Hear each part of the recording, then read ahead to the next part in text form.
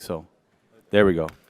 If we can, doors closed, if members could have their seats, if the first panel will take their seats there. We've got both all my colleagues and the leadership here, so we can start promptly. I know a lot of people have other meetings. So I'd like to call the hearing to order and recognize myself for 5 minutes for an opening statement. Good morning and welcome to our hearing to receive input from Nevada stakeholders about opportunities to move forward with the Yucca Mountain project. First, I would like to thank my colleagues who are here to testify on this important issue. The members of the Nevada delegation demonstrated willingness to engage in this conversation of national importance and demonstrate leadership in the federal policy-making process. Congressman Crescent Hardy represents Nye County, the site of Yucca Mountain, and the immediate surrounding counties. I appreciate his dedication in representing his constituents in Congress and recognition of the need to be part of a constructive dialogue. He has stated that he will not tolerate the compromising of his constituent safety, nor the safety of any other Nevadan, and I wholeheartedly agree. I welcome my colleague from Illinois, Congressman Bob Dole. His testimony and legislation highlights the implications on communities around the country associated with this administration's decision to walk away from Yucca Mountain. The legacy impact on cities like Zion, Illinois, is often lost in the national conversations regarding the development of the Yucca Mountain repository to dispose of our nation's commercial spent nuclear fuel. While we will hear from many Nevada stakeholders this morning, we will not be hearing directly from the state of Nevada. Governor Sandoval declined the committee's invitation to participate and stated his opposition to the project based on scientific, technical, and legal merits. I understand Governor Sandoval's position and look forward to seeing the scientific and technical issues resolved when the licensing process resumes. We are not here to prejudge the outcome of this process, but rather discuss what Congress should consider when the license is issued. Governor Sandoval is rightly proud of Nevada's contributions to our nation as a host of key national security facilities and armed forces bases. He notes, and I quote, "Nevadans also believe our relationship with the federal government should be one where the state is seen as a valued partner, an ideal that is often not recognized," close quote. I hope going forward we will have a meaningful conversation about how exactly that partnership can be constructed despite the state's formal objection in 2002, one Congress overwhelmingly rejected. I look forward to building this relationship and continuing dialogue with the governor. Our second panel of witnesses today consists of a wide range of Nevada stakeholders, including state and local elected officials and private citizens. Those families who reside closest to the repository site should have their voices heard so Congress can understand their priorities, including how the federal government can provide assurance for safety, security, and other infrastructure needs. This must be a two-way conversation. Last March, a Las Vegas newspaper published an editorial titled, and I quote, "Washington, make us an offer," close quote, that stated, and in quotations, "If we're going to have a conversation about nuclear waste storage, it should start with honesty from both sides," close quote. The editorial proceeds to identify the potential associated with reprocessing and research on nuclear material. This is the very conversation that we are here today to have. Today's testimony will inform a key component of this committee's efforts to develop comprehensive legislation to advance used fuel management.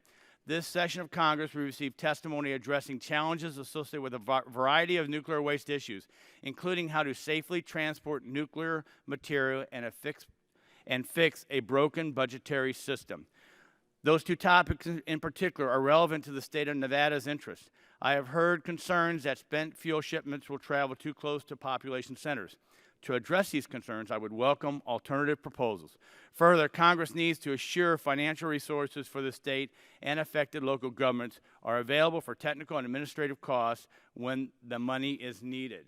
However, beyond financial resources, I look forward to hearing what tangible items could benefit the state, such as associated infrastructure, access to federal land rights, and economic value, and the jobs to support a nuclear reprocessing facility.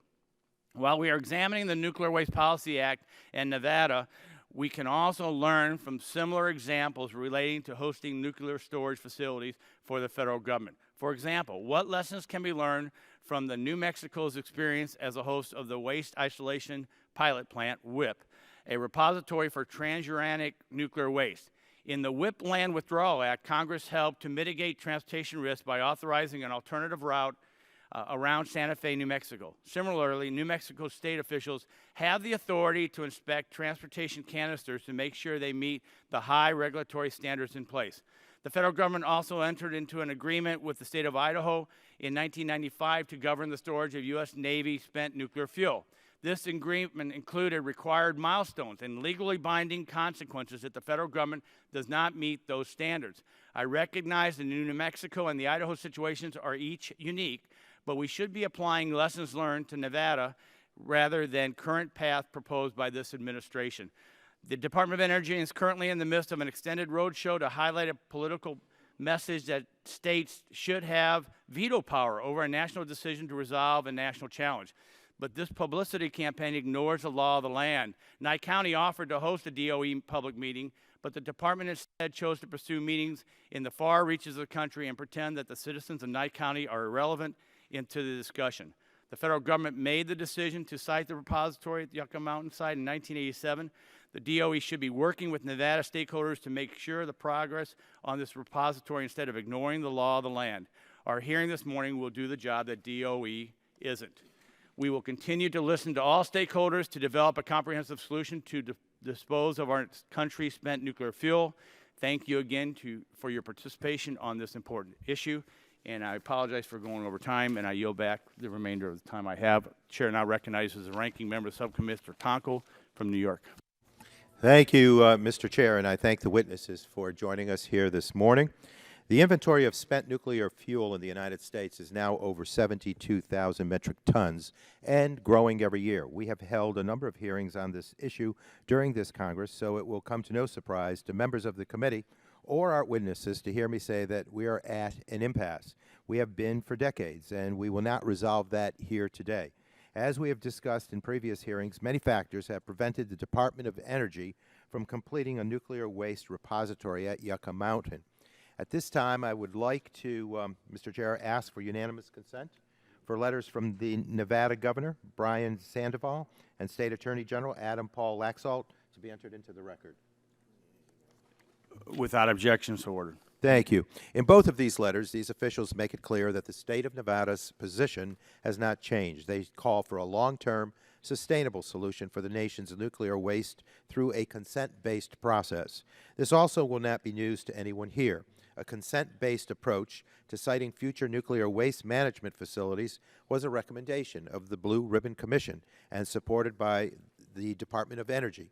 The host state, tribal, and local governments need to have a seat at the table, and that certainly includes negotiating benefits. I'm sure that it is a message we will hear this morning. So I thank our witnesses for being here, and in particular want to thank our colleagues for taking the time to testify before this subcommittee. But with that said, I think it must be acknowledged that there are other issues we should be examining within our limited time remaining in the session of the 114th Congress. Our time could be spent working on problems we can resolve now. We can work on an aid package for the city of Flint and bring it to the floor. Our Senate colleagues and Mr. Kildee have made a number of suggestions, and yet we have seen no action in this House to help the thousands of children that were poisoned by lead in their drinking water. According to a recently released report from the Natural Resources Defense Council, more than 18 million people are served by community water systems that exceed the action level the EPA's lead and copper rule guides us with. It isn't just Flint. This is a widespread problem. In fact, even in our own Cannon office building, high levels of lead have been found in the drinking water. Blood level testing is now being offered to House members and staffers. In my own backyard in upstate New York, in the village of Hoosick Falls, perfluorooctanoic acid, or PFOA, has contaminated the drinking water. Hoosick Falls is not unique either. A number of communities have found PFOA or other unregulated contaminants present in their drinking water. Whether it's lead, PFOA, or other contaminants, it is clear that the quality of our drinking water deserves greater scrutiny. We have ignored our crumbling drinking water infrastructure, we have ignored lead and other contaminants in our drinking water supplies, and we have ignored getting the city of Flint and other impacted communities the just assistance they need and certainly deserve. We cannot ignore these problems any longer. Safe drinking water is essential to our every life. It's essential to every job in this country.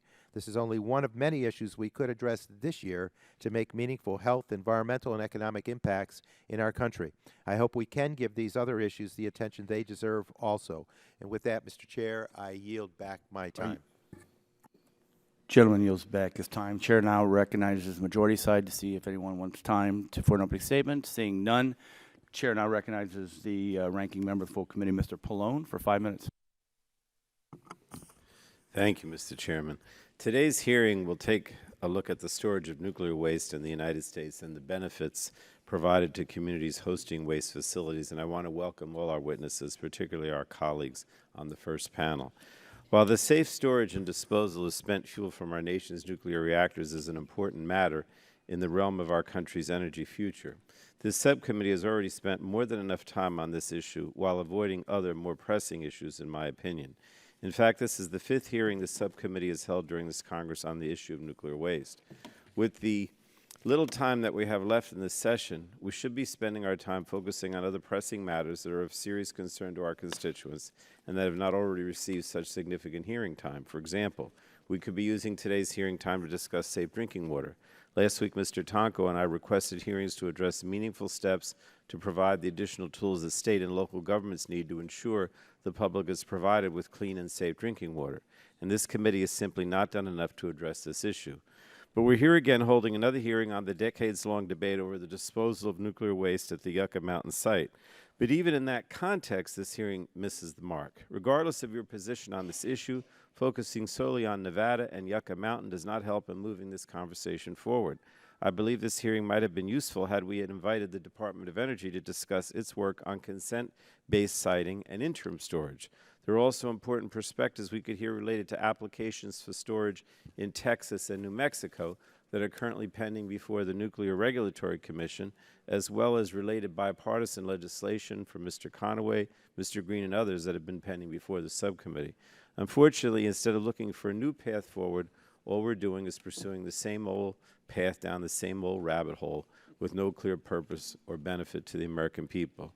I'd like to yield the remainder of my time to Mr. Green.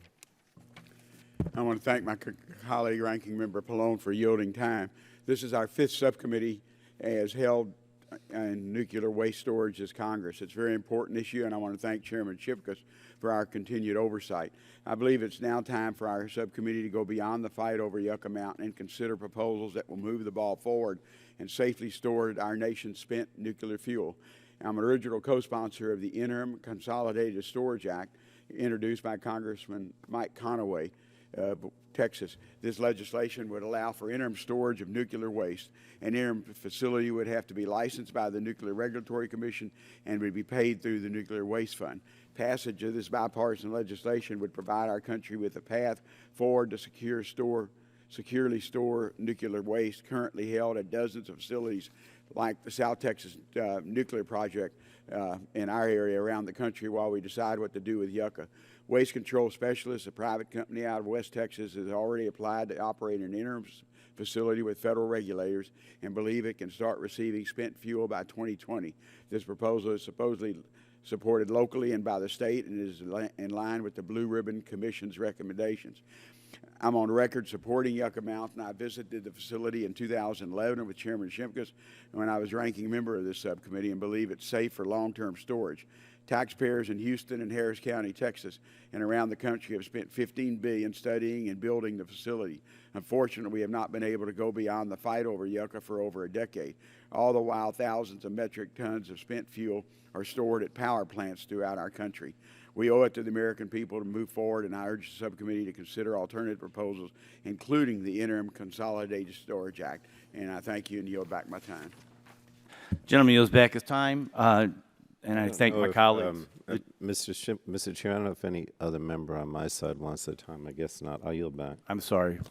And now I'd like to turn to our colleagues at the first panel, I'll introduce you one at a time as you give your opening statements. First is Congresswoman Dina Titus from, she's corrected me many times, Nevada. I'm doing well, right? At least I've got something right in pronouncing the state correctly. And you're welcome. You're recognized for 5 minutes. Well, thank you very much, Mr. Chairman. Ranking Member Pallone, Ranking Member Tonko, and other members of the subcommittee, I appreciate this opportunity to testify. As you have stated, Yucca Mountain has been an issue of major importance for Nevadans for decades. It dates back to 1987 when President Reagan signed the so-called Screw Nevada bill into law. In the years that have followed, I, along with bipartisan business, civic, and political leaders throughout Nevada, have been unified with rare exception in vehement opposition to this failed proposal. Now, it's my understanding that today's hearing is intended to suggest that some benefit will accrue to Nevada for hosting nuclear waste generated elsewhere. Well, on behalf of 3 out of 4 Nevadans who oppose Yucca Mountain, I'm here to say we cannot and will not be bought off. Mr. Chairman, after word of this hearing got out, I was contacted by major stakeholders throughout Nevada who wanted to weigh in and have their voices heard. I have letters in opposition from leading Nevadans and organizations, also our governor and Senator Heller, an editorial from the Las Vegas Sun. I would request that these be entered into the record. Yeah, if I can get staff to grab those and bring those up here, we'll look at them and then. Thank you so much. Now, I realize that many people may not know about or appreciate the significant contributions and major sacrifices that Nevada made during our atomic age. More than 1,000 nuclear detonations occurred near downtown Las Vegas, and you could see the mushroom cloud rising over the desert not far away. These tests took place at a time when the federal government conducted duck and cover drills to show us how to protect ourselves from radioactive fallout. I imagine some among you will remember Bert the Turtle, duck and cover. Well, since then, billions of dollars have been paid to the residents of Nevada, Utah, and other downwind states that were under that radioactive cloud earlier in the 20th century. I give this history lesson not only to highlight Nevada's role in atomic development, but also to remind you that they told us then we were safe, and they're telling us now we're safe. Members of Congress may board a plane to my district and then be shuttled out to the desert north of town for a photo op where they can see the dry and desolate moonscape where Yucca Mountain is located. But you shouldn't be fooled by such a superficial look at land that Nevadans love and want to protect. Nevada is not a wasteland. It's home to unique desert habitats, rare and endangered species of plants and animals, iconic wildlife like bighorn sheep and desert tortoises, and cultural resources from Native American tribes dating back thousands of years. Such a quick visit also ignores the fact that beneath the surface are major fault lines and a water table that moves towards the Las Vegas Valley where 2 million people live. Furthermore, this waste that's going to be stored there has to be shipped thousands of miles across this nation on highways and byways that go through all of your districts, in fact, almost everybody in Congress's district. 14 years ago, I stood next to our Republican Governor, Kenny Gwinn, and other leaders from around the state on the day he first vetoed the Yucca Mountain site. In the years that have followed, billions of dollars have been wasted on this boondoggle, and we are still no closer to a solution. It wasn't until the Obama administration assembled a blue ribbon commission on America's nuclear future with some of the most respected experts on this topic who released a list of recommendations to guide us forward. One such recommendation, which goes to the heart of the matter and has been referenced earlier, is adopting a consent-based process by which repositories are cited. That's why I joined with my colleague, Joe Heck from the House, and Senators Harry Reid and Dean Heller to introduce the Nuclear Waste Informed Consent Act. Now, I've heard proponents make all kinds of false promises to us in Nevada. They say Nevada could receive hundreds of millions of dollars for infrastructure projects, or maybe be allocated more water from the Colorado River, for example. Well, who can take that seriously, really? This Congress has failed in its response to nearly every pressing issue facing our nation. There's not even enough money for the completion of the Yucca Mountain project, much less extra leftover bribe money to give to Nevada. Nevadans may be gamblers, but we're not fools. We know how to calculate the odds. So in conclusion, I would ask you to remember that Nevada has done its part in the development of U.S. nuclear energy. Furthermore, we didn't produce this commercial waste. We don't have any nuclear power plants. So we say keep it where it is for now, pass a consent-based bill, move forward so places who want it can have it.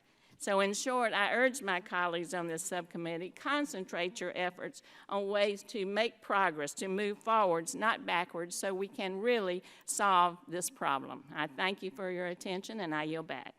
Gentlelady yields back her time, and we thank her for her testimony. The chair now recognizes Congressman Amodei from also the great state of Nevada, and he's recognized for 5 minutes. All right, pull that mic a little closer. I know you've got a big mouth. I thought that you had wanted me to And turn the mic on on. purpose, Mr. Chairman.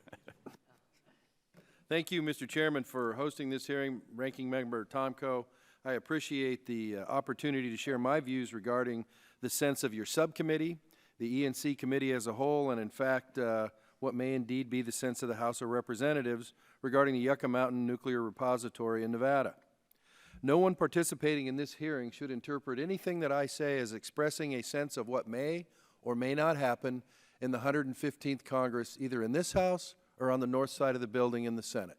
But, nonetheless, the 115th Congress will convene in about 6 months, and the issue regarding people sitting in new seats and what the nation's policy is going to be with regard to high-level, long-term nuclear waste issues, I think will be something that is on the agenda. I want to make it clear from the outset, no one in Nevada is in favor of a nuclear landfill. Neither am I. But I also have young people telling me that you can go to things like congressionalrecord.com and Google it and put in words like yucca and waste, and you can see the names of some people who are in this House who take to the floor. I believe, Mr. Chairman, your name comes up occasionally talking about this issue. It is not going to go away. Nevada cannot afford to just say no. No disrespect to the former First Lady, but this is an issue that needs to be dealt with. We are not for sale, and we are not deficient in a national scoring sense of states of the Union in terms of doing their patriotic duty. Accordingly, if we decide to deal with this, I appreciate the opportunity to have a discussion that says, what are the real impacts, what should our policy be, and in that context, what is the story for Nevada?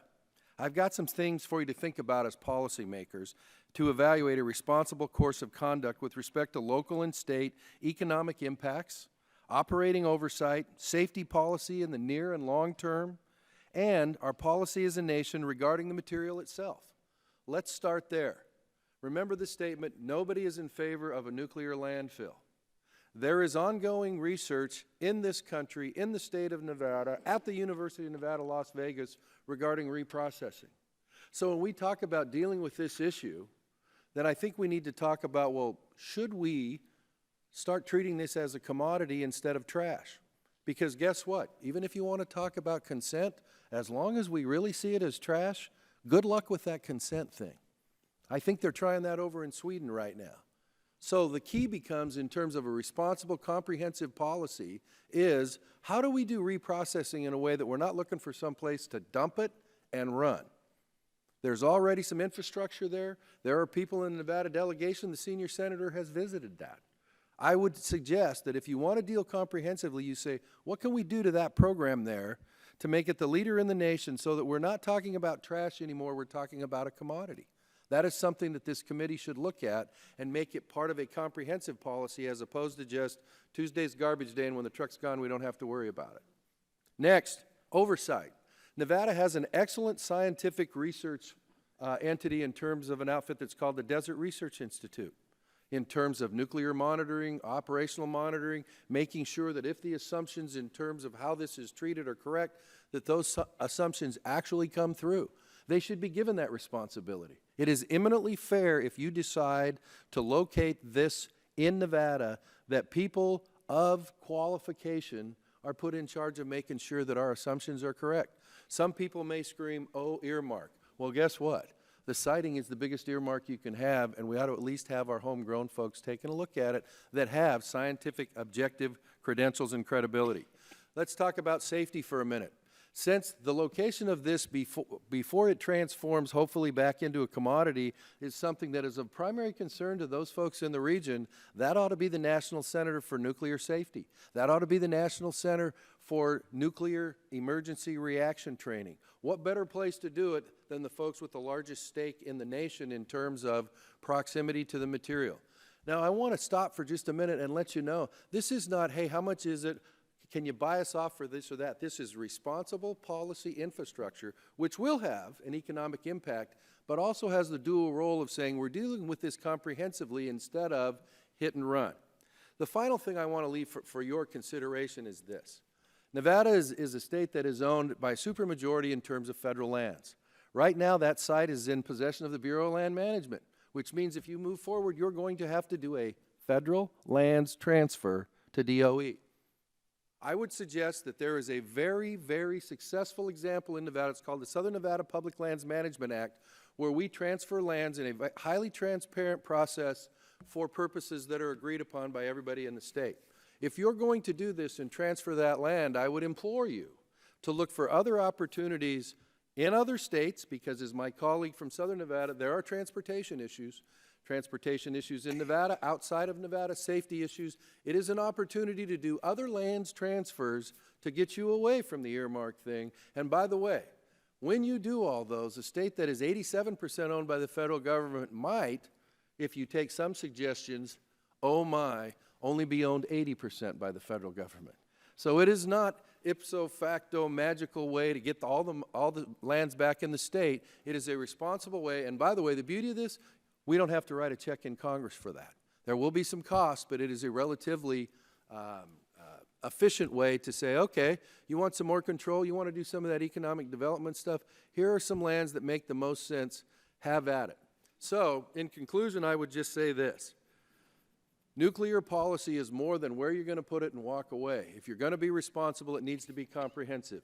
Not looking for a payday, not looking for special treatment, but when you think about things like safety, operations, and what's going on in the state, there are many opportunities for this Congress, or the next Congress, to go ahead and deal comprehensively.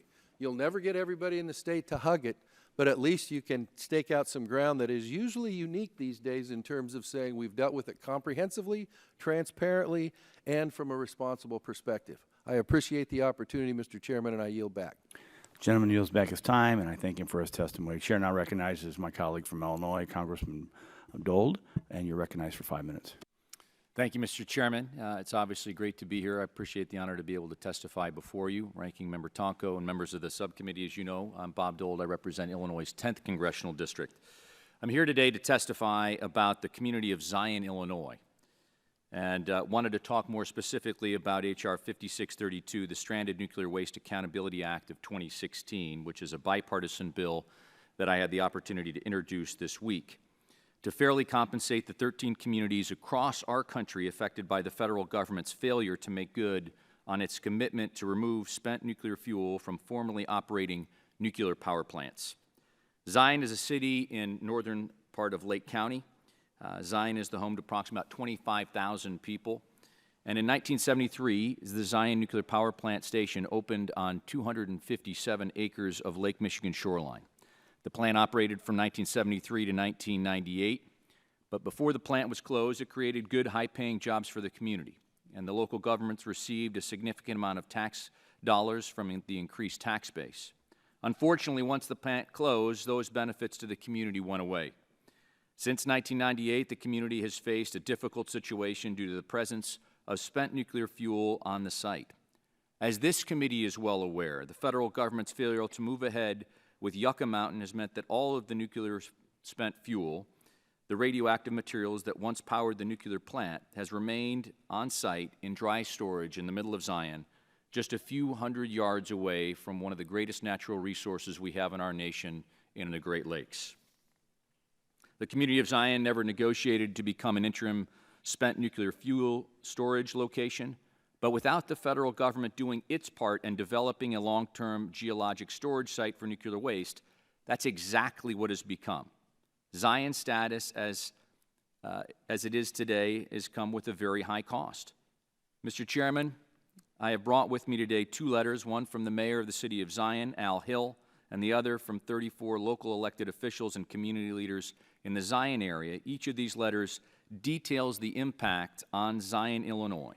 Each of these letters details, again, what has happened, and they would like to respectively request that they be submitted for the record. Without objection, also, Congressman Titus, we're accepting your letters also. In order to help with these 13 communities, Mr. Chairman, impacted this way, earlier this week I introduced the Stranded Nuclear Waste Accountability Act of 2016. This bill recognizes the problem that the federal government has caused and the communities that are home to a formerly operating nuclear power plant, but where spent nuclear fuel continues to be stored. The federal government would pay the local government a fee to compensate that community for their status as a de facto spent nuclear fuel storage site.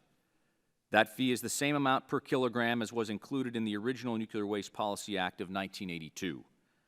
Importantly, this bill puts a 7-year limit on these funds so that these communities are fairly compensated, but do not become indefinitely reliant on federal dollars.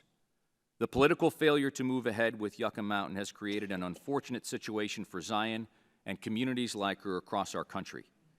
Without negotiation and without compensation, these communities have been transformed into spent nuclear fuel storage sites.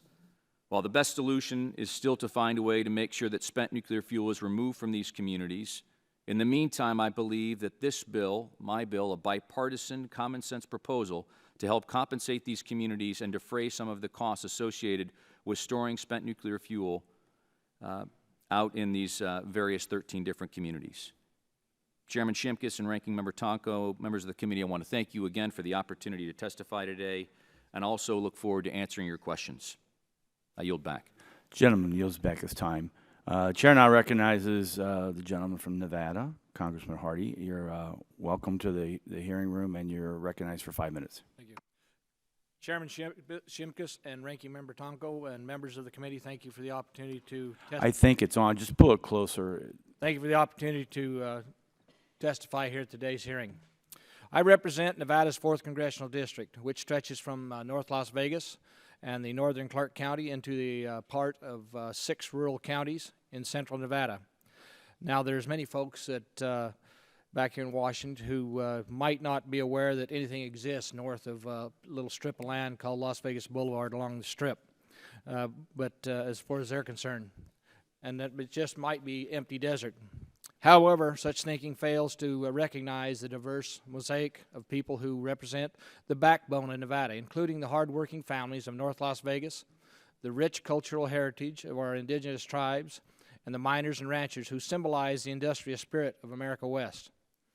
It also ignores the incredible contributions and burdens borne by this part of Nevada to protect our national security generation after generation. From the testing and development of our nuclear deterrent that allowed the United States to win the Cold War, to the most advanced realistic air combat training anywhere in the world, to the dedicated airmen and women who fly remotely piloted aircraft in the war against ISIS and Al-Qaeda. People in this part of Nevada are no strangers to serving our country. They are also no pushovers, nor am I. As a representative, I'm committed to fight so that all their voices are heard, to ensure that they always have a seat at the table. That brings us to the reason that I am seated here at this table here today. Yucca Mountain, located roughly 100 miles northwest of Las Vegas, has been designated by an act of Congress as the only authorized site for a permanent repository to the house spent nuclear fuel and highly radioactive waste. In the nearly 30 years since that decision, billions of taxpayer dollars have been spent, endless litigation has played out, administrations have stonewalled, recriminations have abounded. Yet, 2 fundamental problems continue to fester. Number 1, our nation has tens of thousands of metric tons of high-level radioactive waste and spent nuclear fuel dangerously piling up at the power plants across this country, with nowhere to safely put it. Number 2, many Nevadans feel that they are being forced by a federal government to store dangerous material that they had no role in creating. Both of these facts are shameful failures of the federal government, and both need to be addressed now. I often reflect on the courage of our founders and the many great American leaders who followed them to take tough issues and make difficult decisions. On the heels of Monday's celebration of the 240th year of independence, I'm reminded of the responsibility elected officials have to the American people, now more than ever. This issue of nuclear storage is not just about any one politician's legacy. It can't be. Because on this issue, we are talking about millennia. Not just about millennia, but millions of years in the future. Geologic time doesn't care about partisan politics or egos. Long after we're all forgotten, footnotes in the dusty pages of history, the decision we make here won't be. The decisions we make here will live on and impact the lives of countless generations. That's why the decision we make here in Washington or Carson City or Tonopah or anywhere else, for that matter, need to be based on the soundest science and the best interests of Nevadans and every single American. The beauty of science is that it's the great equalizer, whether you're in Nevada, Illinois, or on the surface of the moon.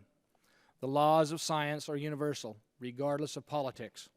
Yucca Mountain needs to stop being an issue that administrations here in Washington only find useful every 4 years in the state of Nevada. Nevadans deserve to have an honest brokers in their federal government, and they deserve to hear the unbiased scientific results that are their hard-earned dollars funded. After being privileged enough to be elected as a representative of the Nevada's 4th District in Congress, I discovered that too many politicians are afraid to engage in the constructive dialogue on this issue. They fail to recognize that discussing Yucca Mountain doesn't equal endorsement. It's leadership. I will never support a repository in Nevada that isn't safe and that the people don't want, period. Nevadans deserve a seat at the table. I've taken one of those seats. I appreciate the committee's willingness to hear my testimony today, and I look forward to working with members on both sides of the aisle to work towards solutions that's worthy of the Americans who have sent us here. Thank you. Gentleman yields back time, and the chair appreciates the testimony of my colleagues. It's not the tradition of this committee to take questions to our colleagues, so we'll dismiss the first panel and ask the second panel to take their seats, and thank you very much for your time.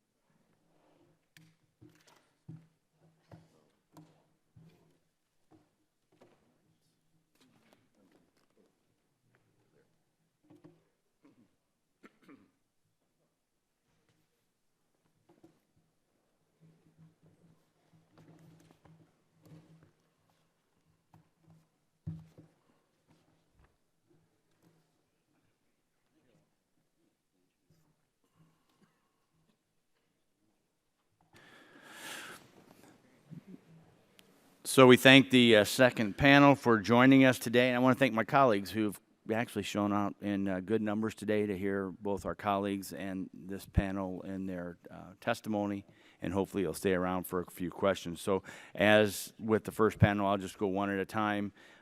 You'll be recognized for 5 minutes. Your full statements submitted for the record. So with that, first we'll have Mr. Dan Shinhoffen, County Commissioner of Nye County, Nevada. A friend of the committee. It's good to see you back, and you're recognized for 5 minutes. Thank you. Mr. Chairman, members of the committee, thank you for the opportunity to appear before you today to discuss the need for a realistic set of mitigation benefits to go to the state of Nevada and affected local communities for accepting a high-level spent nuclear fuel repository at Yucca Mountain. I am Dan Shinhoffen, Vice Chairman of the Nye County Commission and designated Liaison Commissioner on Yucca Mountain. I appreciate the committee's continued interest in Yucca Mountain issues. If built, the Yucca Mountain Repository would be located entirely within the boundaries of Nye County. No governmental body has more responsibility for the health and safety of our residents than the Nye County Commission. For that reason, we have been actively involved in the Yucca Mountain process for decades. In fact, Nye County has conducted its own scientific studies. Some of our results became part of DOE's license application. Others have been for our own oversight purposes. We believe in the integrity of the scientific review process for the Yucca Mountain Repository. There is a federal process led by the Nuclear Regulatory Commission that includes all entities in a final independent decision on the safety of Yucca Mountain. The final determination if the repository can be built and operated safely should follow this process to completion. After spending over 3 decades and $15 billion, common sense demands this. So do the clear mandates of the Nuclear Waste Policy Act. In other words, we want to see the federal government follow the law. My written testimony lays out our views that there is no good alternative to the licensing process established in the Nuclear Waste Policy Act. It also makes a recommendation on ways to improve that act. To summarize, we believe the law should be amended to include a package of benefits that should go to the state of Nevada and local communities. This would not be bribe money. Instead, it would compensate the state and local communities for the increased responsibility that being the home of a spent nuclear fuel repository brings with it.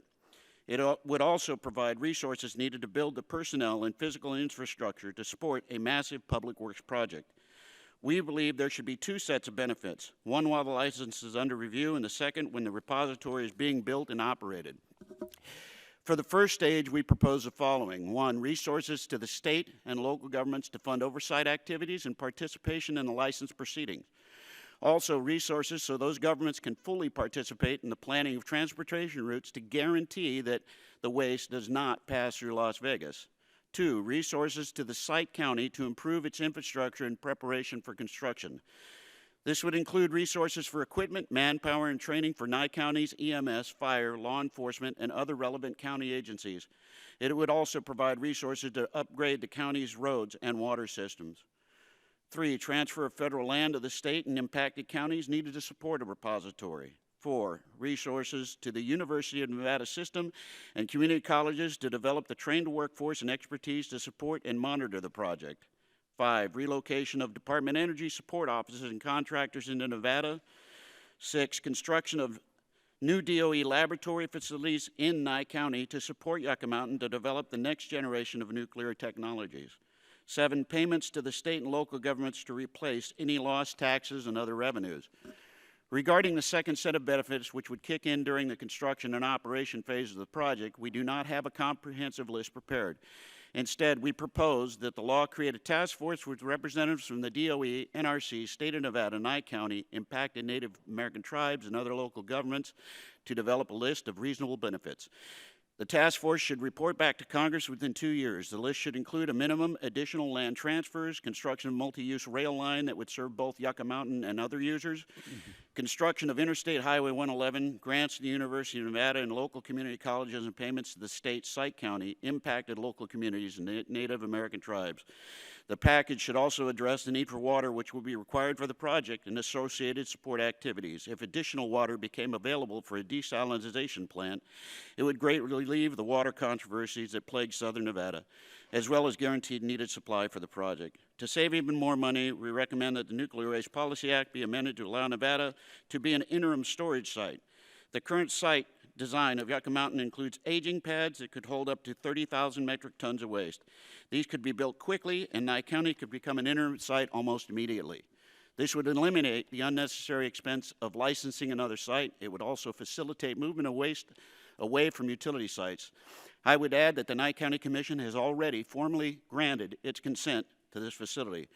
We believe all the savings would result from proceeding with Yucca Mountain will far exceed the most generous package. Mr. Chairman, we appreciate your willingness to engage the state of Nevada, local governments to develop a sensible package of benefits related to Yucca Mountain. I am here today to confirm to you that Nye County will be a willing partner in those efforts.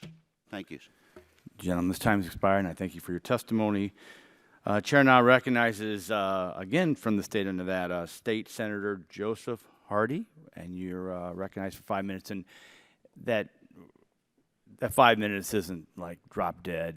We're fine if you go over a few minutes, so don't let that clock scare you. But if you go over too long, then we'll intervene. But you're recognized for 5 minutes. Thank you, Mr. Chair. I think you have to push a button at the mic at the bottom there. So if it's a green light, it's on. Yes, sir. That's a new concept. Thank you. So as a physician, I don't want to do self-CPR, so I'm glad I have some leeway. Thank you, Mr. Chair and Ranking Member Tonko. I'm grateful for the opportunity to be here. There can be no discussion, no deal, and no agreement from the state of Nevada on Yucca Mountain, the spent fuel repository, until all safety concerns have been addressed and resolved. We cannot have anyone in Nevada or a visitor to Nevada put at risk from either the shipment or the storage of spent nuclear fuel. Real people have reasonable and real concerns about the transportation and storage of nuclear waste in Nevada. The hospitality industry is concerned even about the perception of any risk that would decrease visitation to southern Nevada. People who drive the roads and live in the proximity to the roads that would be used have fears of accidents. Farmers could worry about wells and danger of contamination. Politicians do not want to be the one who has to live with the wrong decision that could turn out like a water contamination on a much bigger scale than Flint, Michigan. In so many ways, Yucca Mountain Project illustrates that perception is reality. Thus, it behooves us to be sure that the, quote, science, unquote, of nuclear storage is unassailable, irrefutable, and verifiable. We will have to have every doubt and every question resolved with rational answers, not just from the advocates, but from the skeptics with facts and figures. Even from those in foreign countries need to be assured that this is a safe place to come, stay, and play. Water is critical to our lives and posterity. We already know that the aquifers under the Nevada test site have been contaminated by underground detonations, as well as the well-documented effects of those downwind from the above-ground detonations. People will mistrust a government report as recently released as May 2016 that uses the word, quote, small, unquote, in describing the potential adverse effect on water. There are definite economic benefits and risks for Nevada with the acceptance of spent fuel storage. People understand that spent fuel is not really inert or impotent, inasmuch as we have to cool it down on site for about a decade before putting it in unbreakable casks and burying it in the ground far away from civilization. Business, developers, public officials all care about the fragile consumer confidence that drives our economy. Since statehood, Nevada has been shortchanged. Nevada only received 1/2 the land as it could have had. Nevada leads the nation in the percentage of land controlled by the federal government. Payment in lieu of taxes, commonly called PILT, has not matched the revenue that would have been generated by land in private hands. Nevada remains at or near the bottom of states, getting a percentage of our money back from the taxes sent to Washington, D.C.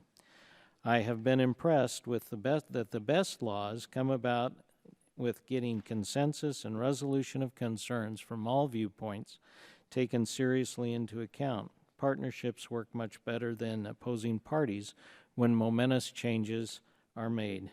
How can we agree on something? Trust. It would be difficult for Nevada to work with the federal government when things are seen as impositions as opposed to agreed upon opportunities. How can Congress build trust? Relinquish land control, build a railroad, participate in road financing, consider local problems such as SNPLA, recognize the BLM land takedowns need to take into account contiguous parcels with water runoff realities, facilitate communication corridors for fiber optics and energy transmissions, I-11 to Las Vegas and on to Reno, making the test site, that's what we call it, a place to develop research for reprocessing nuclear waste using spent fuel as a heat source to generate energy without water, like some solar plants are doing now using salt, as well as protecting the grid, including microprocessing technologies and listening to the locals who know Nevada better than those who live far away.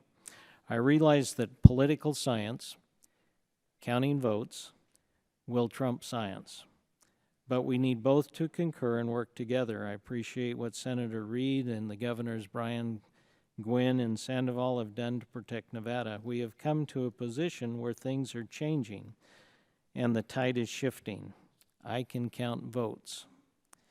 In 2003, I presented Assembly Joint Resolution 6, originally asking for enough land to build a railroad from the Utah border to the test site, as well as making a more reasonable PILT to Nevada. The land part was not accepted, as Nevada had the votes to stop nuclear waste from coming. I now see Nevada in a position to call for all the above-mentioned requirements to be met, especially safety for all and a relationship built on trust and respect for the process of working together in this land of the free.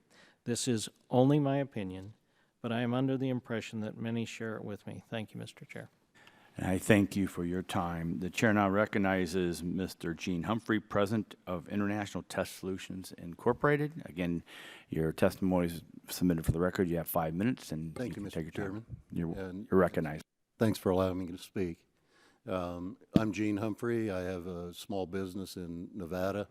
We moved it to Nevada from California because of the business climate in Nevada and for tax reasons, naturally. We manufacture a thin film that's used in making computer chips. We supply 164 different companies around the world. All of our materials manufactured in the United States. Most of our material is consumed in Asia and foreign countries. We maintain offices in Singapore and Taiwan and Japan and Korea, so pretty international. I was raised in near Cheyenne, Wyoming, in an area much similar to what Nevada is. Our house didn't have running water until I went in the Army. Going in the Army was a way I could get out of the environment that I was in and advance myself. And so through going into the service and spending 2 tours in Vietnam, I was able to go back to the University of Wyoming and get an education. In that area around Cheyenne, they built the Atlas site in ICBM site in 1958, and then later on those were replaced with Minuteman and Peacekeeper weapon systems. There's 200 silos around the ranch. Nuclear weapons are transported approximately 100 miles from the main base at Cheyenne out to the furthest of the silos. They're transported over interstate highways, dual state highways that are oil and on gravel roads. So I know that the transportation can be done safely, and there's technology out there to be able to do it. As Americans, we've always faced these problems and been able to identify solutions for the problems. And I look at the transportation issues simply as technical issues that need to be addressed to solve the concerns that people have about safety. I also was a member, formed Nevadans for Carbon-Free Energy a number of years ago, nonprofit to look at various technologies that could be brought to the state of Nevada to increase jobs in Nevada and revenue for Nevada.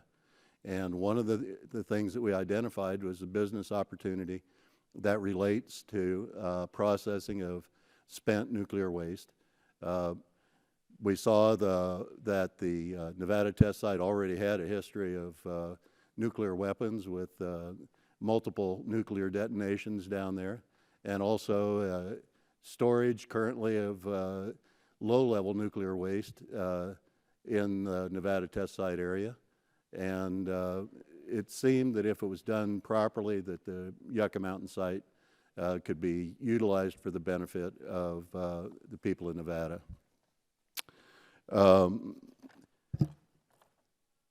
I've never been able to understand as a private citizen why we make the nuclear fuel rods only use about 6% of the energy that's in the fuel rod, and then propose to park them someplace underground for 30,000 years, 300,000 years, or 1,000,000 years, instead of utilizing the rest of the energy that's in that rod. Seems to me, as a normal business guy, you'd try to utilize as much of that energy as you possibly could. I started my career working for the Energy Research and Development Administration for the U.S. government after the 73 embargo, looking at ways to increase energy production in the United States. Ended up in the fossil fuels division. My first patent was in the conversion of coal to gaseous fuels. So I later then went to work for the Department of Defense, and I was a weapons system engineer on ICBMs in Cheyenne, and we move nuclear warheads and 220,000 pounds of high explosives around regularly in the community around Cheyenne without incident. So all of this can be done. In the Nevadans for Carbon-Free Energy, one of the things we did is we funded a survey in the state to determine what people felt about using Yucca Mountain and reprocessing. And in that 2012 survey, about 67% of the people said they supported some kind of development at Yucca Mountain, and if the storage could be done safely and the plant safely operated, they would support that.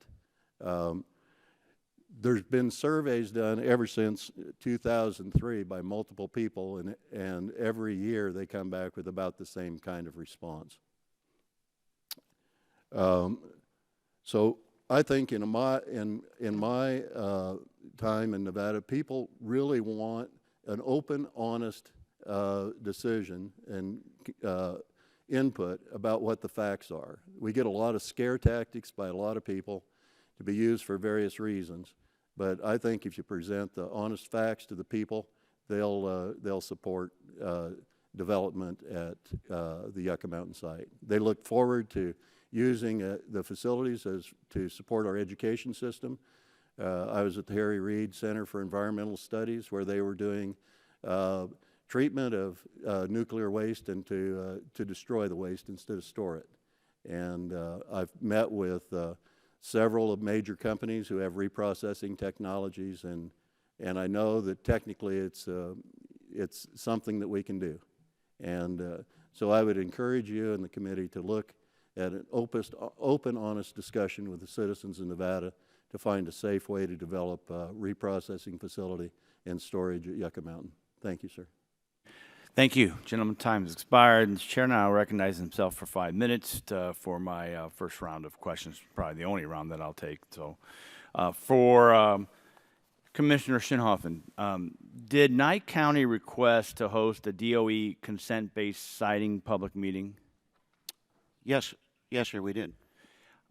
Did DOE provide a meaningful response to your request? And if so, when? Yes, they did yesterday. We're going to meet with them today. Yesterday. Yes, and we requested in, I think, 2012. Very timely, I would guess. Well, will you let us know how that meeting goes, will you? Happy to. Thank you. DOE is currently seeking to develop, and I quote, a consent-based siting process. What is your perspective on their endeavor? I don't know how you can get consent on any issue, you know, over the next election, let alone over 30 years. And in consent-based, again, I don't see how that happens. This would be a national security site. I don't know what other national security sites allow state, local, and tribal governments to object. So I think this needs to be seen as a national security issue, not as a consent. I don't see it working. Yeah, and it's interesting that the county that actually Yucca Mountain resides in has offered and asked for involvement in a consent-based process. The DOE continues to go elsewhere, and when they try to propose it, as they have in 2 other states, they've already been told no. So it's a little frustrating from our point of view when local residents are willing to at least have a discussion, and the Department of Energy is refusing that request from local folks. So do you think it is a missed opportunity for DOE to listen to the people who have the most experience in having a dialogue on spent nuclear fuel disposal? Now, they've offered now to have a dialogue as of last night, but do you think they've lost a lot of time by not doing this when they first talked about this process? Yes, sir, absolutely. Lost a lot of time in that process. Great. So let me move to Senator Hardy. Senator Hardy, I routinely hear claims that nuclear waste would be shipped through downtown Las Vegas on its way to Yucca Mountain. DOE analyzed a variety of transportation alternatives to ship spent fuel to Yucca Mountain and concluded that and I quote, a mostly rail, close quote, scenario was selected as the route of choice. Knowing those areas, I think that makes sense. However, as part of DOE's comprehensive transportation evaluation, highway routing was considered as part of the analysis.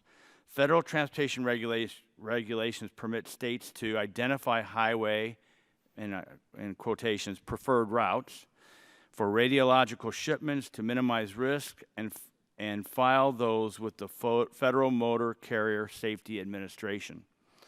Currently, Nevada is receiving shipments of low-level radioactive waste for permanent disposal at the Nevada National Security Site. Are you aware if the state of Nevada has designated any routes for radioactive material with the federal government? Joe Hardy, for the record. No, sir, I'm not aware of any particular route that has been designated. Recognizing that low-level radiation is used in Las Vegas for medical purposes, obviously, and so there would be low-level radiation things that are in Las Vegas right now, and so they would have to be taken somewhere outside of Las Vegas from inside of Las Vegas, which means there are no routes that I'm aware of that have been so designated. Yeah, it's our understanding the state of Nevada has never gone through this process of designating routes. That is correct as far as I know, sir. Would you support the state submitting such a plan to the Federal Motor Carrier Safety Administration? I think realistically, a plan is better than no plan, and recognizing that if we have the concept of rail being the thing that is most important and has been designated as safest, that I would recognize we need to look at rail seriously as opposed to taking things through Las Vegas. Would identifying low-risk routes help the state of Nevada assure that preferred highway routes avoid major population centers such as Las Vegas and Reno? It would give certainly help for the people who are in Las Vegas to recognize that we, the people who make decisions, are interested in their safety and well-being. Thank you. It is ironic that the state-based opposition to Yucca Mountain used previously discounted transportation routes as part of their scare tactics, but Nevada has not yet identified a preferred transportation route for low-level waste that is currently being shipped into Nevada for disposal at the Nevada National Security Site. And with that, I yield back my time and turn to the ranking member, Mr. Tonko for New York. Thank you, Mr. Chair, and perhaps to Mr. Shinhoffen and to our senator. How do you foresee getting around the state water rights issues? Obviously, that's an important part of an outcome here. State water rights issues, Congressman? Right. Yeah, in the state of Nevada, the state water engineer has authority over all water issues. There is plenty of water in my county where all the low-level waste goes to, is all in Nye County. It's a matter of will, and it unfortunately is political will and not based in any science at this point, and that's what we hope, is the science would speak to it, and the state engineer would follow that and allow the water to be used. Because the water is currently used in Area 5, which is just down the road from Yucca Mountain. And that's a state determination, not It's a state determination, absolutely. And I'm sure you all have examples of incentives or benefits that should be included to assist a state, a tribal, or local government that has agreed to host a nuclear repository.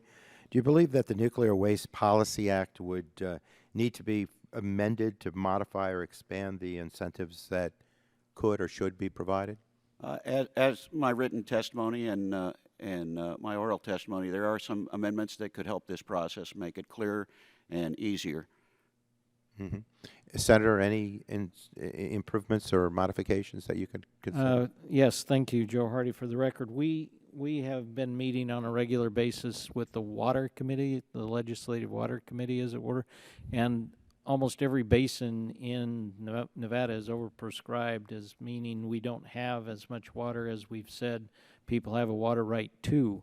And when you consider the aquifers under Nevada Test Site, those major three aquifers have been contaminated already, and so you don't want to put a well down, bring that up. And if you consider the water being contaminated, then you have to say that maybe when you store something such as the interim thing that would require an amendment, that you probably aren't going to have as much contamination above ground storage or anywhere else, as we've already had detonations underground that have contaminated the aquifers. So we basically have aquifers that are unavailable to us for those reasons. And beyond that, are there other specific examples of benefits that you support that are not currently included in the existing statute? If that question is to me, I firmly believe that consent, such as the County of Nye, is critical, and I think realistically that consent can happen when it's done cooperatively, recognizing the benefit and risk ratio, and the benefits are probably going to far exceed the risks when it comes down to the reality of how to store it. And particularly, I'm intrigued with the interim opportunity because that could be done, I think, fairly quickly, according to the Nye County people. Mm-hmm. Thank you. And Mr. Humphrey, in your testimony, you mentioned that the public should not be concerned by the transportation of spent nuclear fuel. Can someone give us an explanation of how spent fuel would be transported to Yucca Mountain? And would it be, for instance, in a combination of rail and truck transport?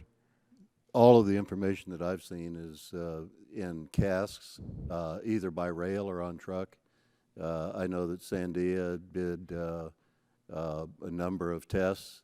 If you see the movie where the train runs into the cask and it doesn't damage the cask, I mean, there's been, I don't know, hundreds of millions of dollars of testing done by the national labs, by the British government and others on transportation casks.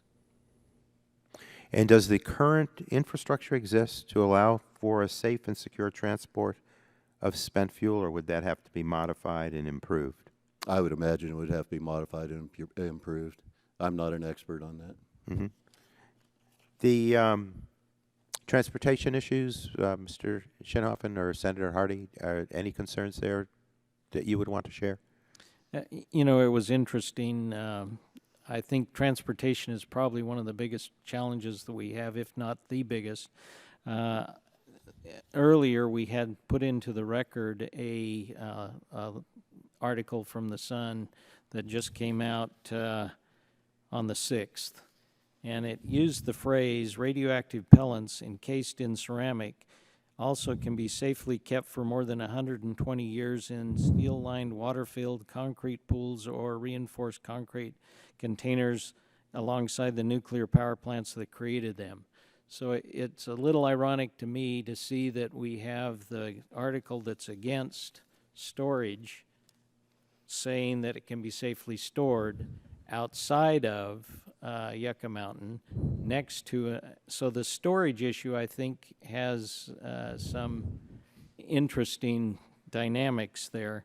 So it becomes the transportation issue, and I enjoy looking at some of the pictures of the on-site storage where they have the 4 guys and 3 guys and 4 guys on a little thing on the other side of a storage place, and the other 4 guys on the other side of the storage place, and they're putting the cask down into the concrete barrier, and they're literally guiding it in and within arm's reach, making sure that it gets in. So the concept of how much radiation is going to be in that transportation issue is going to be have to be looked at for the reality of it and divorce some of the emotions from it. So the transportation is something that I think can be done and can be done safely, and we have to recognize that people still have rational fears, and we have to adjust and make sure that we resolve those. Thank you, And my Senator. time's expired. We need to with that, I move to yield. my other colleagues. Thank you. And Chair recognizes my colleague from Pennsylvania, Dr. Murphy, for 5 minutes. Thank you, and I welcome this panel. I'm from the Pittsburgh area, which is the home of Westinghouse, where the first commercial nuclear power plants were built, where we still do a great deal of nuclear power plant designing and building, and where it's also the home of the nuclear Navy. in many ways in terms of design and work being done there. So we're quite familiar with this, and Shippingsport was the first commercial nuclear power plant along the Ohio River west of Pittsburgh, and we still have Beaver Valley there and other plants around. So what we recognize is when you have spent nuclear fuel, it's still there. Right now, underneath several feet of water on site, and it's there, and I hope the nation understands this too. It's safe there, but it's still close proximity to cities and suburban areas very close by. So when I look upon things like Yucca Mountain and other facilities, and I look at the places I have toured in France, where they grind up spent nuclear fuel and embed it in rock, where in Sweden, where they drill down hundreds of meters and build a cave and look at storing it there. There's different designs around the world, but it is still a clean fuel. It does not have an impact there in terms of CO2 emissions, and it's something I want to make sure we continue to support. But all of you have discussed infrastructure needs associated with hosting a nuclear disposal facility, and I'd like to know, in your opinion, what do you consider to be the highest priority infrastructure opportunities for Congress to examine? Mr. Schoenhofen, begin with you and just go across the panel. Thank you, Congressman. I think essential to the Yucca Mountain project to store the spent fuel down there would be a rail line.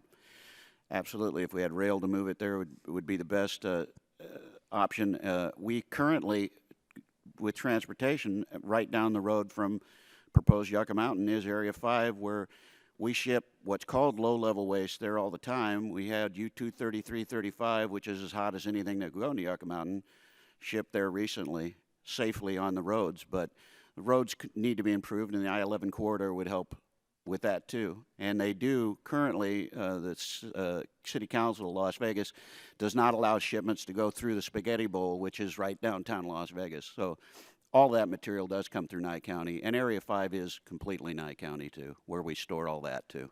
Thank you. Senator Hardy? It would be a little disingenuous of myself to say it's rail in Nevada. In order to get to a rail anywhere in Nevada, you have to get on a rail from someplace elsewhere.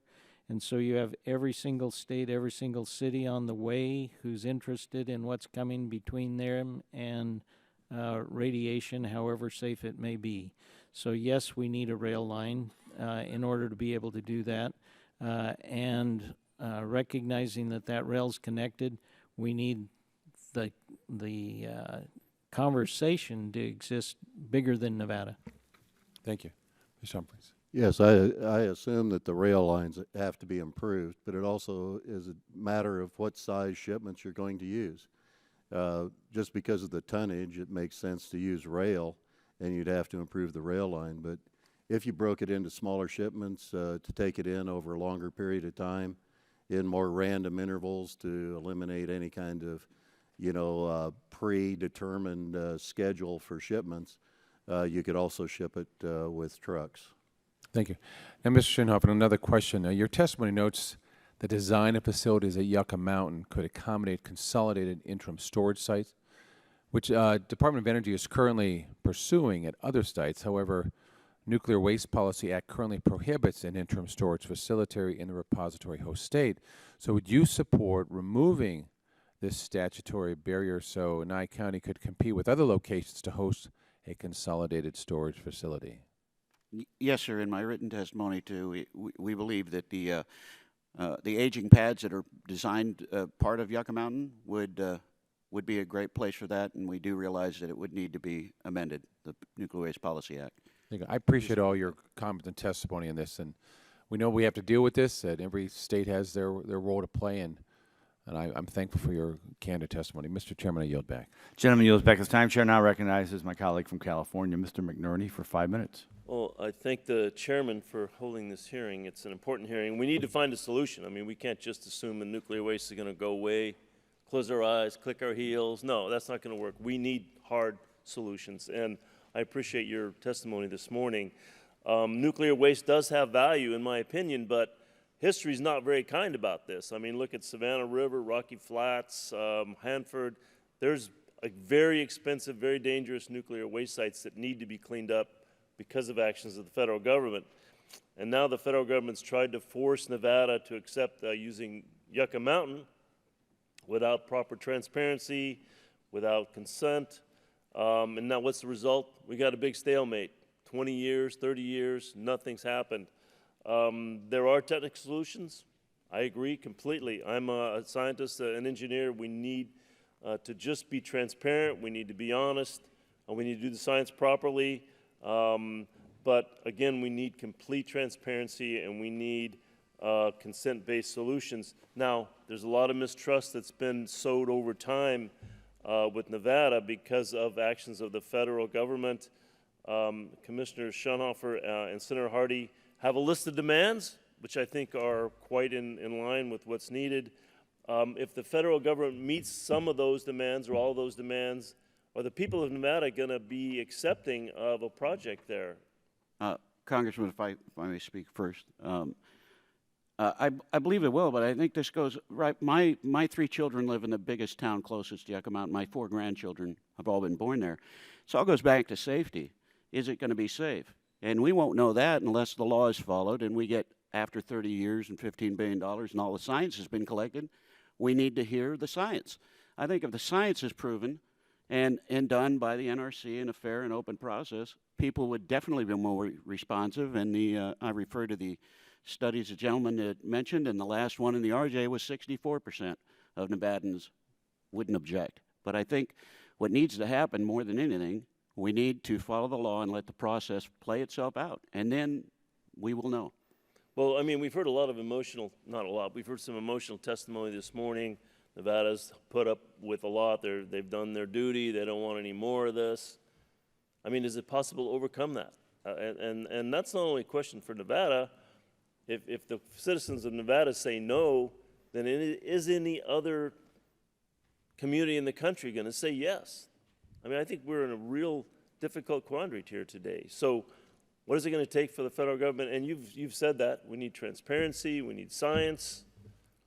I'm just worried that even if we do those things, that the mistrust is so deep that we're not going to be able to convince any community to accept nuclear waste. That's my concern. If I may. Yes. Thank you, Congressman. I appreciate the question. I was a little stunned. June 17th, Wall Street Journal business section, front page of the business section, has a subheadline, Green Groups Ease Opposition to Nuclear Power. I mean, we're seeing a understanding that hasn't been there before when you're comparing carbon footprints, for instance. So you're seeing people who are understanding that we have nuclear power, it works without the sun shining or the wind blowing, and we recognize that you're going to have to do something, and if Texas wanted it, we would be thrilled. Nevada is not at this table saying we want this. I'm not going to represent Nevada nor pretend to, but I can tell you there are a lot of people that I talk to on a daily basis, and I've made a point of asking this, that say, I understand it and I think it makes sense. And I would say, sir, that I look at it as a business opportunity for Nevada. It's a lot of jobs, a lot of revenue, improving our school systems, all the things that we've been working for in Nevada to try to do over the last years. And with this program, we're actually getting paid to take the jobs, and we're not having to use tax abatement and other programs to buy the jobs. Well, I think it comes down to there really is value in the waste material. There's energy, there's plenty of value if we can get to it without contaminating other areas, without without sowing mistrust like has been done in the past. So, Mr. Chairman, I yield back. Again, I thank you for holding this hearing. Gentleman yields back his time. Chair now recognizes my colleague from Ohio, Mr. Latta, for 5 minutes. Well, thank you very much, Mr. Chairman, and thank you very much for our panel for being here. We appreciate your testimony today. And Mr. Humphrey, if I could start my questions with you. And first, thank you very much for your service in the Army to our country. We appreciate it. Thank you, sir. And if I could just kind of go into some of your testimony, you talked about reprocessing. And we all know what's happening in France with their reprocessing. I was wondering if you might talk a little bit about France and its experience in reprocessing that spent nuclear fuel. what their experience has been and maybe what the economic impact has been on France because of that reprocessing. Well, my understanding was that France is about 60% of their electric power was generated from nuclear power plants, and so their reprocessing facilities were integral and key to their nuclear program. Those facilities also are decades old, and the technology has much improved since that time.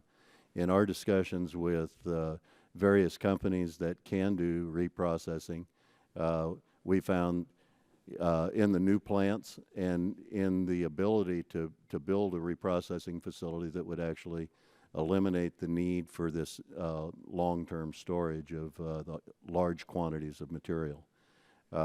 Britain had a reprocessing facility. Russia has a reprocessing.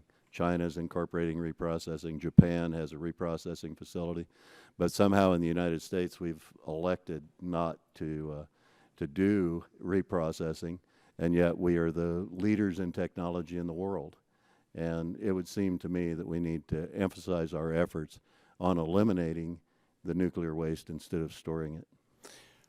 Well, also, just to follow up on that, if we would have reprocessing here in the United States, would it make sense that the reprocessing plant really locate near the Yucca site if when Yucca becomes, let's just say, a repository? I think it's the perfect location. You have you also have interim storage. You'll have some small amount of permanent storage, and if you had the reprocessing facility right there, the security for the area is great, and I think it'd be great for the state of Nevada, the jobs it would create, and the support for our university systems, having a research center located on the site to be a center of the world for nuclear research. Well, thank you. Mr. Shinhoffen, I see you shaking your head there. Would you like to comment? I agree wholeheartedly that would be Nye County. When we've heard that Nevada has done its part, and I agree it has, but all of that is located in Nye County. And after all these years in Area 5, where we still low-level waste, and being the only county that's had an atomic bomb dropped from a plane on it, we have nothing to show for it. A reprocessing facility, I agree with Congressman Amodei, too, as part of this holistic approach, not just dump and run, is a great idea and where it should go. But the first step is we need to follow what we do have and let the science speak, show it safe. But I agree with the gentleman here, too. Let me follow up.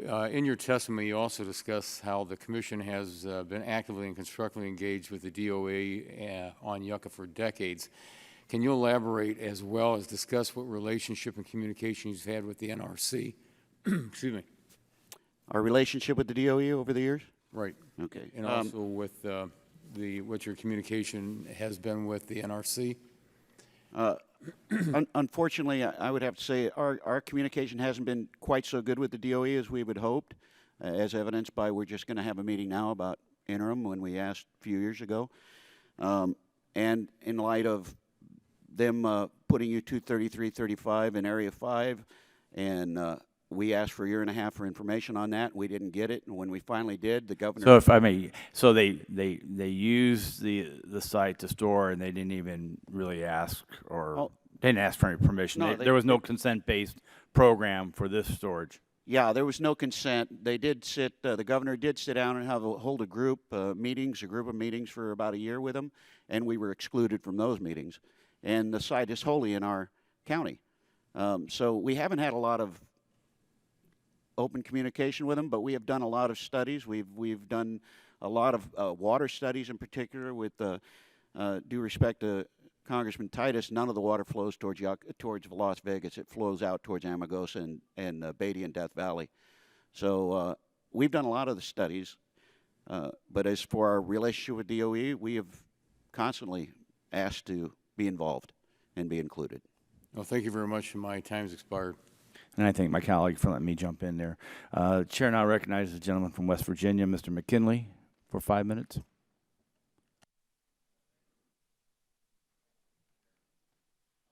I think, check your mic again.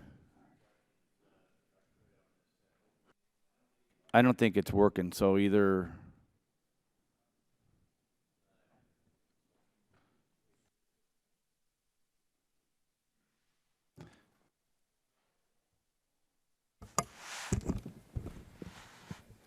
Thank you.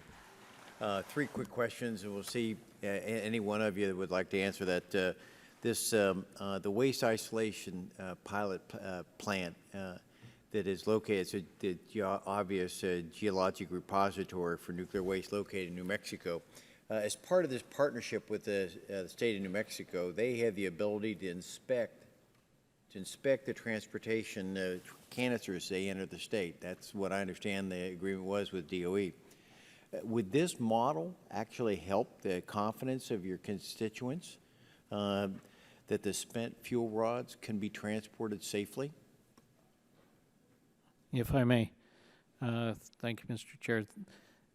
Anything that we do that allows the state to have control is something that is critical.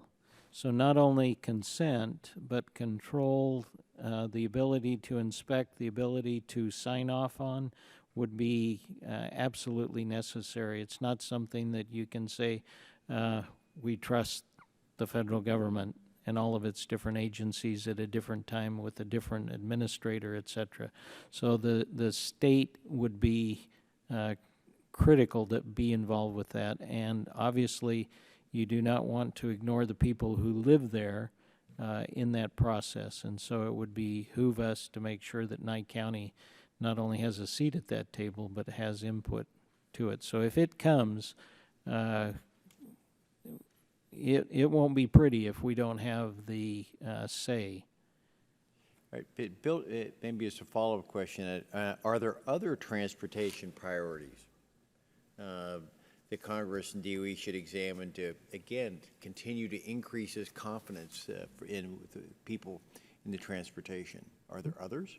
And while I've got the mic, Joe Hardy for the record, if you consider, and I've heard some people say, depending on how big the cask is, for instance, you would have to do highway hardening.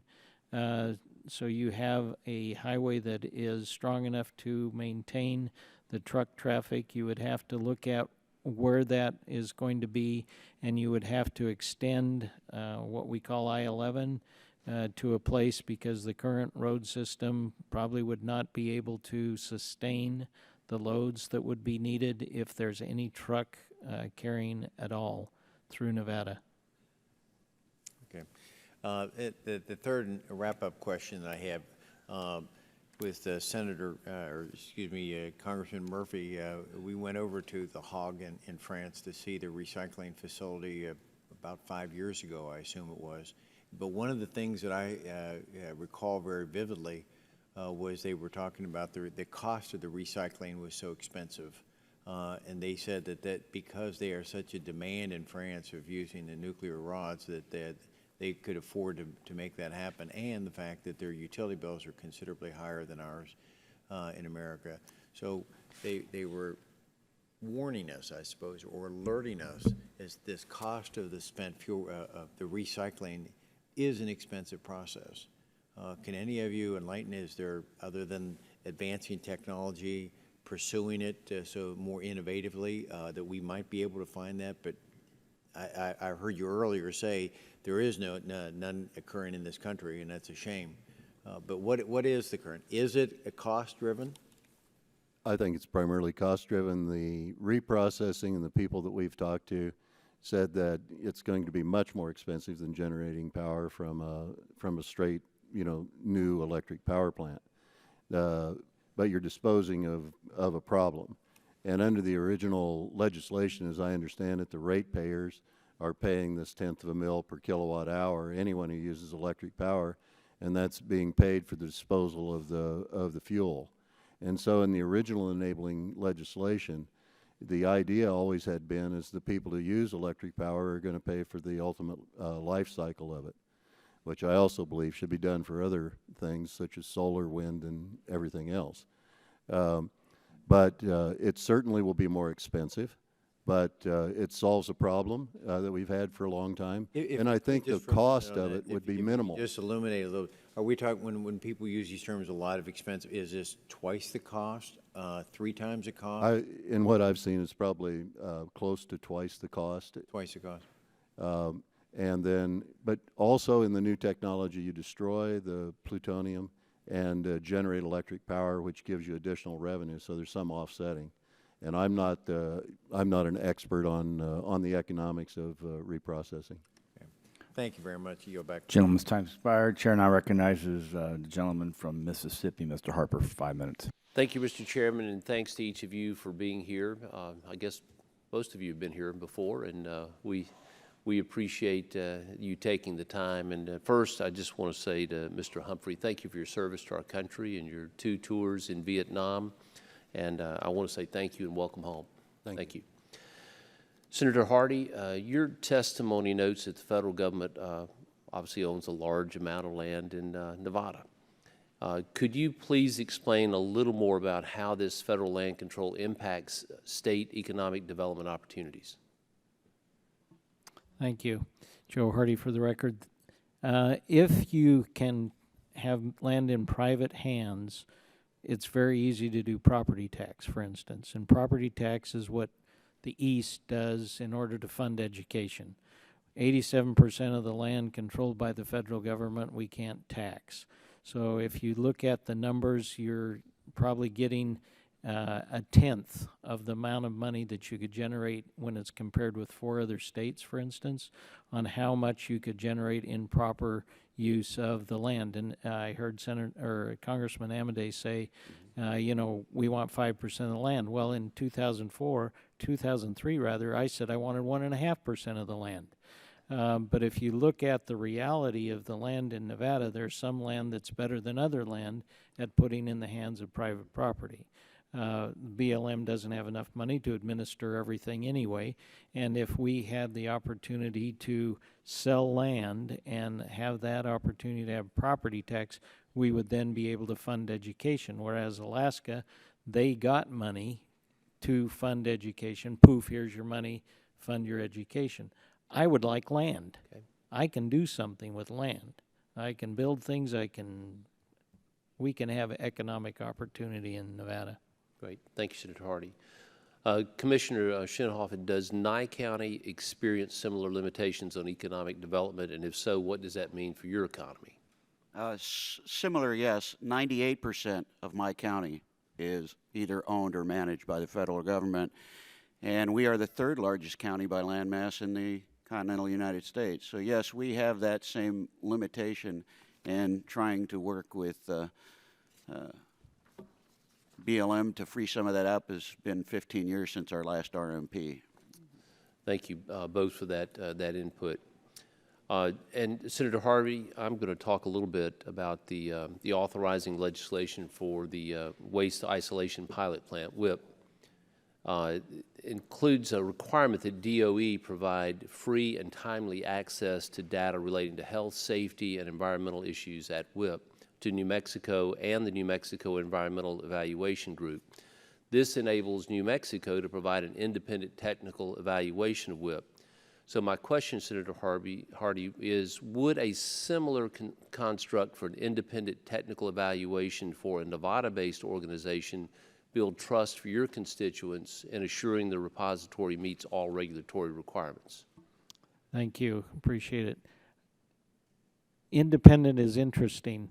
I'm not sure I want an independent. I want one by Nevada. Okay. In other words, who would you recommend, or do you have an entity? I don't have a list in my pocket. Okay. But I would like Nevada to have a role in that, because if I have the federal government who has that independent group, not to use current political things in a sentence right now, it's not as independent as it is that we would trust. Sure. So if we choose it, we trust it. If you choose it, we don't trust it. And so we want control. We want to be able to say this is what we hired to have done. To illustrate New Mexico, for instance, back in the day, I did the numbers and we got 75 cents back from our dollar that we sent to Washington, D.C., and New Mexico got $2.01 back. And so if you look at the medical aspect of the WIP and how it affects health, we went ahead and did our Medicaid acceptance, and so now you're looking at, we doubled the number of Medicaid recipients in the state of Nevada when we did that. That is a huge cost to the state of Nevada. And we are obviously looking for ways that we can afford that. Great. Thank you. I yield Thank back. Gentleman yields back his time. Chair now recognizes the gentleman from Ohio, Mr. Johnson, for 5 minutes. Thank you, Mr. Chairman, and gentlemen, thank you for joining us today. This is an important topic, and your presence here certainly validates that. I want to get into a little bit about the education partnerships.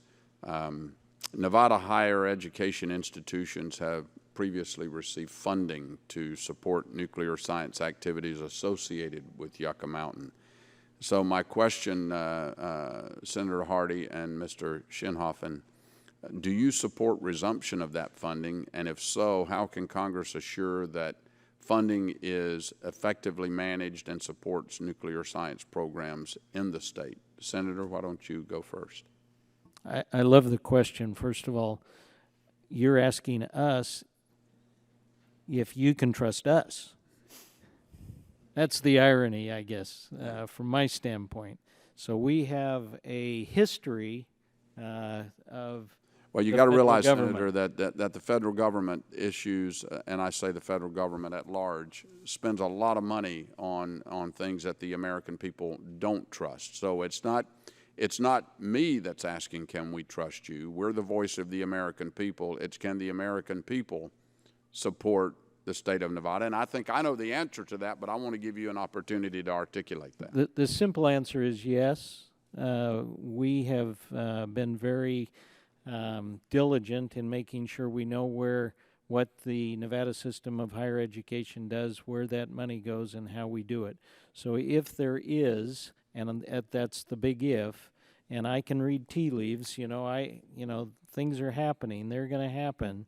So what is it that if something happens that you can depend on us, and you can put strings on that as we would hope somebody does, because I pay taxes too, so there have to be strings, but the recognition of somewhere that is probably the most secure, the most safe, the best place to do anything in the way of research for nuclear, whatever it is, happens to be on a place that is Yucca Flat. Right. Where we've bombed under and over more than anywhere in the world, and that is the place that is the most secure. Okay. Mr. Shinhoffen? The short answer, yes. We would like to have that resumed and put the same restrictions on it you put on other monies that came to us from before. Okay. All right. Well, continuing with you and continuing on with some of the line of questioning that my colleague Mr. Harper asked, Mr. Shinhoffen, I understand that the Bureau of Land Management owns a significant amount of land in Nye County. Some of this land, specifically Armagosa Valley, was previously made available to Nye County for purchase in 2007. And then in 2007, the Nye County Commissioners adopted an area plan to use a parcel of land to develop and I quote, Yucca Mountain Project Gateway area. Will you please describe the key components of this plan and how the federal government could assist in developing this proposal? Congressman, I really couldn't go into great detail. We did acquire 61 acres. There were about 5,000 acres that were available. The BLM has pulled all of those back and has made no land now available in Amargosa for us. We have 61 acres near the gate that could be used for a variety of purposes, for study, for offices, for support for Yucca Mountain, but I would be happy to send you that information. Do we know why, did they give a reason for why they pulled that land back? The BLM, we're supposed to do a resource management plan, an RMP, every 10 years. We've been in the middle of ours for 15 years now. They're afraid of what taking that land away would do to one of the wildlife sites miles away from that. Other than that, I don't know why they've done it. Okay. All right.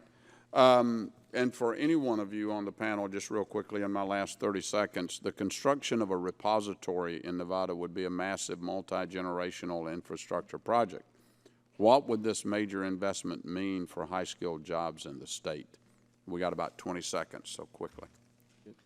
The jobs in the state would come with all of the research and things that you're going to do there, not just the storage, because once it's stored, you know, it's there. So I think it's the development of the research that comes afterwards. It's the development of the site for other purposes. It's using the land for other purposes. I want land. Right. Thank Okay. you. Thank you. Mr. Chairman, I yield. Gentlemen, yields back his time. Seeing no other colleagues present, we want to thank the second panel for not only your testimony, but also your answering of your questions. This is just one of numerous hearings we've had. We've had it on funding. We've had it on transportation. We've done some on the science. Obviously, when we talk to NRC, we've been involved with them in discussion. So this is just, as the senator would know, this is a process as we move forward on legislation and negotiations with the state of Nevada. So we appreciate your time, look forward to working with you, and with that, the hearing is adjourned.